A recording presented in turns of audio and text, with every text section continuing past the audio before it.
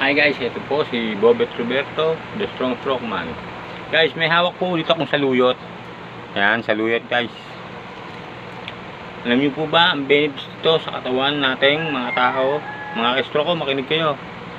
Ang saluyot, benefits nito guys, nakakapagpalakas to ng ating dugo, papatibay ng buto,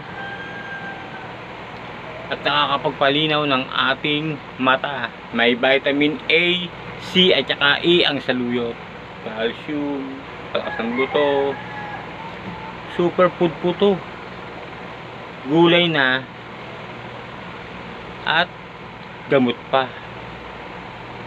Hindi lang to sa mga ka-stroke ko, may mga diabetes, sa mga nahihirapan dumumi. Ako nung na-stroke ko, nahihirapan akong dumumi. Kasi yung dulas niya nadadala hanggang sa ating pagdumi, dumudulas. Yung dulas nito na ang malaking tulong sa katawan natin, guys.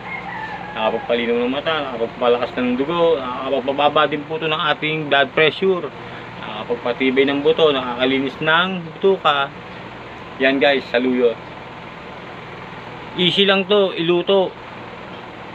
Magpakulo tayo ng bawang, pag kumukulo na, ilagay natin na saluyot, pakuluan natin ng 15 to 20 minutes. Pwede nating hanguin, pwede na natin siyang iulam, kainin. Pwede din natin siyang lagyan ng mga isda para may lasa ng konti. Pero bawang at ito lang guys, solve na, gamot na.